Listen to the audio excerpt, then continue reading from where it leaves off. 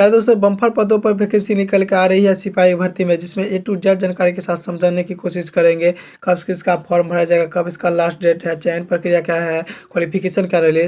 तो वीडियो अगर पहली बार विजिट किए हैं तो चैनल को सब्सक्राइब कर लीजिएगा और दोस्तों को शेयर कीजिएगा। इससे लेटेस्ट जानकारी इस चैनल पर आपको हमेशा मिलती है और मिलती रहेगी। तो चलिए वीडियो शुरू करते हैं। देखिए, आपको इस सिपाही भर्ती के लिए वैकेंसी निकाली गई है, जिसमें आपको ज्ञापन संख्या की बात करें तो 1/2025 ज्ञापन संख्या रहने वाली है। ठीक है, यह सिपाही भर्ती के लिए आपको फॉर्म भरी जाएगी। इसमें आपको फॉर्म जो भरा जाएगा वो 18/3/2025 से शुरू रहेगी और 18/4/2025 इसका लास्ट डेट है। कहने का मतलब आपको 1 महीना का अच्छी खासी समय फॉर्म भरने के लिए दिया गया है। ठीक है ना। उसके बाद रिक्तियाँ की बात करें तो रिक्तियाँ में आपको 19,838 पदों पर वैकेंसी निकाली गई है, जिसमें आपको लेवल 3 का सैलरी दिया जाएगा। सैलरी भी आपको 21,700 से स्टार्टिंग रहेगा और 69,100 तक सैलरी जाएगी। इसमें आपको रखिए ना 20,000 प्लस और 70,000 तक आपको सैलरी जाएगी। तो अच्छी खासी सैलरी भी है, इस फॉर्म को जरूर भर लीजिएगा। इसमें आपको कितने कितना पोस्ट निकाला गया वो बात करें तो जनरल की बात करें, जनरल में आपको 7,935 पद है, जिसमें आपको 2,777 महिलाओं के लिए आरक्षित है। और ईडब्ल्यू की बात करें तो जिसमें 1983 पोस्ट है, जिसमें 694 महिलाओं के लिए आरक्षित है। और एससी की बात करें तो 3174 पोस्ट है, जिसमें 1,111 पोस्ट महिलाओं के लिए आरक्षित है। एसटी की बात करें 199 पोस्ट है, जिसमें 70 महिलाओं के लिए आरक्षित है। उसी तरह आपको ईबीसी की बात करें तो 3571 पोस्ट है, जिसमें 1250 महिलाओं के लिए आरक्षित है। और बीसी की बात करें तो उसमें आपको 2381 पोस्ट है, जिसमें 800 महिलाओं के लिए आरक्षित है। इसमें ट्रांसजेंडर 53 को सहित है। ठीक है। और BCW की बात करें तो 995 पोस्ट है, जिसमें एक भी महिला के लिए नहीं है। टोटल आपको 19,838 पोस्ट है, जिसमें 6,717 पोस्ट महिलाओं के लिए आरक्षित है। और ये आपको स्वतंत्रता सेनानी के आपके जो भी हैं वो बच्चे फॉर्म भरिएगा तो उसको 397 पोस्ट खाली गया है। ठीक। उसके बाद नोट दिया गया। नोट अगर किसी भी फॉर्म भरिएगा तो नोट दिया गया है तो उसको फॉर्म का नोट जरूर पढ़िएगा, क्योंकि उसमें नोट में अच्छी बात दिया रहता है, इसलिए नोट को जरूर पढ़िएगा। देखिए नोट में क्या करा है। लिखित परीक्षा के पूर्व अधियाचना प्राधिकार से प्राप्त नई अधियाचना को भी शामिल किया जा सकता है। इसमें आपको नई अधियाचना को भी शामिल किया जा सकता है तथा अथवा संशोधन होने पर पदों की संख्या बढ़ घट सकती है। कहने का मतलब आपको नई अधियाचना को भी शामिल किया जा सकता है, साथ ही आपको संशोधन होने पर इसमें वैकेंसियों की संख्या घट भी सकती है और बढ़ भी सकती है। ये आपको नोटिस में साफ साफ कह दिया गया। ठीक। ये आपको ऑनलाइन मोड में फॉर्म भरा जाएगा। अगर फॉर्म भरिएगा तो इसका वेबसाइट है, इस पे जाकर फॉर्म भर सकते हैं। ठीक। इस ज्ञापन के तहत मात्र भारतीय नागरिक ही आवेदन कर सकते हैं। इस फॉर्म को खाली ओनली इंडियंस फॉर्म भर सकते हैं। ठीक। शारीरिक मापदंड की बात करें तो इसमें आपको ऊंचाई और कोटि की ऊंचाई सीमा की बात करें, जिसमें आपको गैर आरक्षित पिछड़ा वर्ग पुरुषों अभ्यर्थियों के लिए है। न्यूनतम आपको 165 सेंटीमीटर ऊंचाई और न्यूनतम जिसको बिना फुलाए हुए 81 सेंटीमीटर और फुलाकर आपको 86 सेंटीमीटर आपको पहुँच के गैप रहना चाहिए। उसी तरह आपको भी पिछड़ा वर्ग के पुरुषों के लिए 160 सेंटीमीटर हाइट मांगा गया, जिसमें 81 सेंटीमीटर आपको न्यूनतम मांगा गया और फुलाकर आपको 86 सेंटीमीटर मांगा गया। ठीक। अनुसूचित जाति एवं अनुसूचित जनजातियों के लिए पुरुष के लिए आपको 160 सेंटीमीटर मांगा गया हाइट, जिसमें 79 सेंटीमीटर आपको न्यूनतम मांगा गया चेस्ट और 84 सेंटीमीटर आपको फुला के मांगा गया। पहुँच का गैप आपको रहना चाहिए। ठीक। और सभी महिलाओं के लिए आरक्षित के लिए 155 सेंटीमीटर, जितने भी महिला है general OBC ST ST OBC EWS के लिए आपको हाइट जो 155 सेंटीमीटर मांगा गया, जिसमें सीना लागू नहीं किया जाएगा। ठीक। न्यूनतम और अधिकतम कोनो भी लागू नहीं किया जाएगा। ठीक। फुलाने के बाद सीना की मोपी में कम से कम 5 सेंटीमीटर का अंतर होना चाहिए।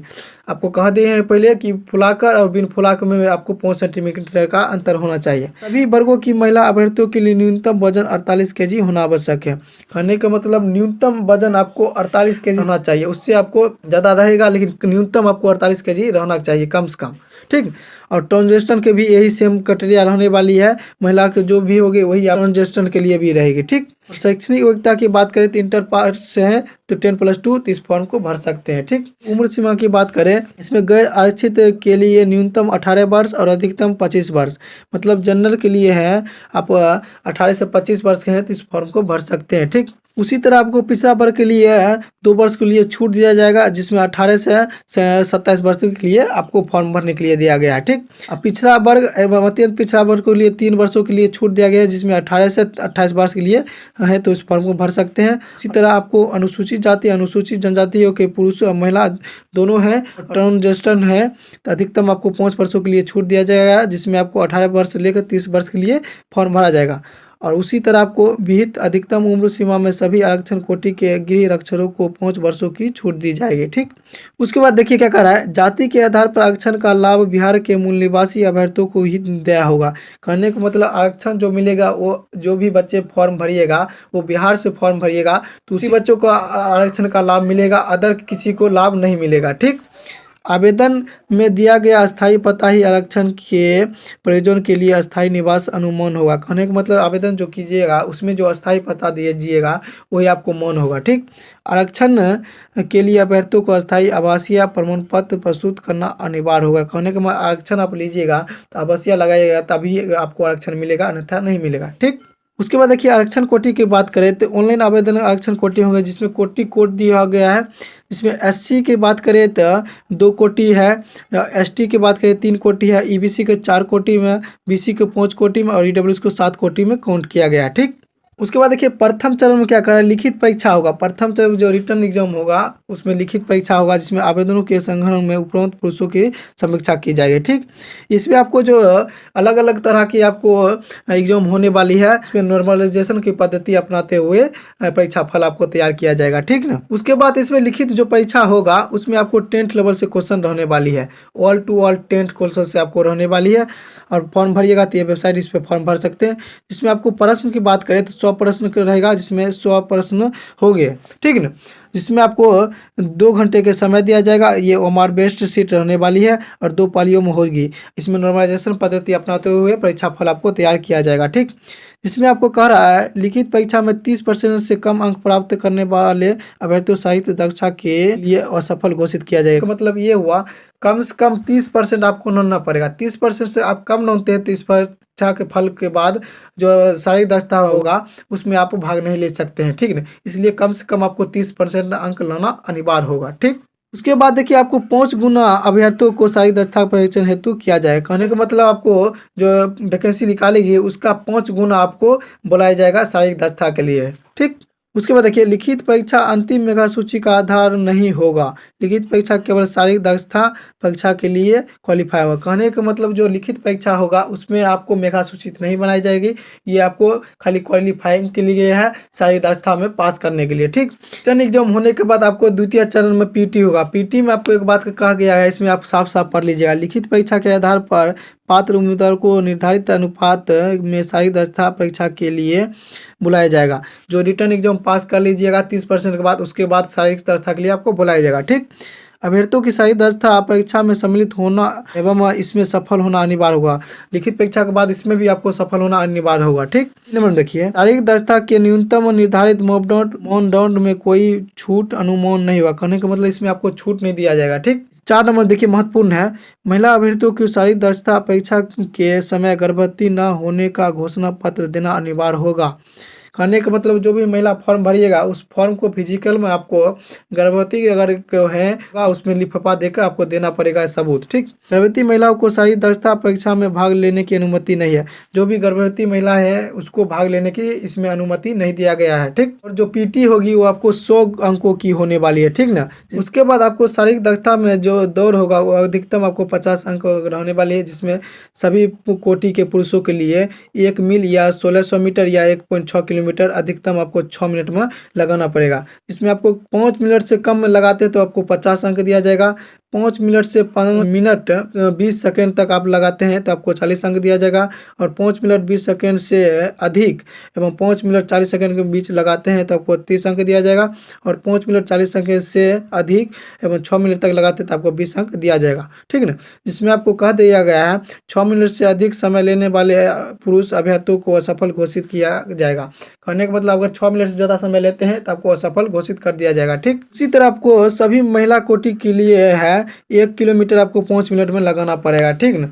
जिसमें 4 मिनट से कम लगाते थे आपको 50 अंक दिया जाएगा। और 4 मिनट से 4 मिनट 20 सेकंड तक लगाते हैं तो आपको 40 अंक दिया जाएगा। 4 मिनट 20 सेकंड से अधिक एवं 4 मिनट 40 सेकंड तक लगाते हैं तो आपको 30 अंक दिया जाएगा। और 4 मिनट 40 सेकंड से अधिक एवं 5 मिनट तक लगाते हैं तो आपको 20 अंक दिया जाएगा। ये आपको कह दिया। इसमें आपको 5 मिनट से अधिक समय लेने वाले महिलाएं अभ्यर्थियों को असफल घोषित कर दिया जाएगा। कहने का मतलब आपको 5 मिनट से ज़्यादा समय लेते हैं तो उसको सफल घोषित कर दिया जाएगा। ठीक, इसमें गोला फेंक की बात करें तो इसमें गोला फेंक का अधिकतम आपको 25 अंक रहेगा, जिसमें आपको सभी कोटि पुरुषों के लिए 16 पाउंड का गोला रहेगा। 16 आपको फीट फेंकना पड़ेगा। एक गोला रहेगा गोल सनाक 16 पाउंड का रहेगा, उसको 16 फीट आपको फेंकना पड़ेगा।